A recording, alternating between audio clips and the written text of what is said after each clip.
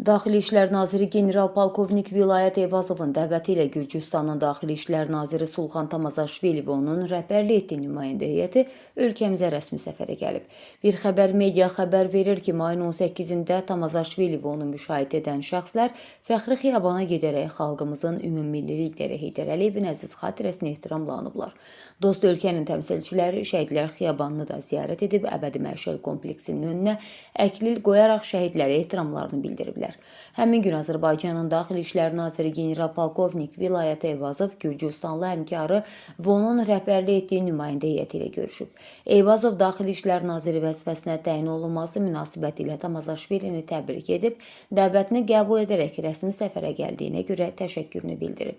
O iki ölkənin Daxili İşlər Nazirlikləri arasındakı əməkdaşlığı yüksək səviyyədə olduğunu məmnunluqla vurğulayıb.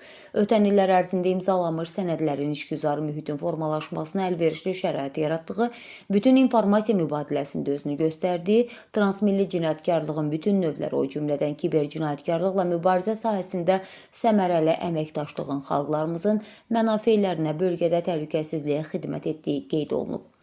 Qonaq səmimi qəbula, ətraflı məlumata və göstərilən qonaqpərvərliyə görə təşəkkür edib. Azərbaycanın sürətli inkişafından, ölkəmizdə mövcud sabitlikdən, Bakının dünyanın təhlükəsiz şəhərlərindən biri olmasından məmnunluğunu ifadə edib. Səfər çərçivəsində qonaqlar Daxili İşlər Nazirliyinin daxili qoşunlarının Bakı şəhərində yerləşən en saylı hərbi hissəsinə baş çəkərək fəaliyyəti ilə tanış olublar.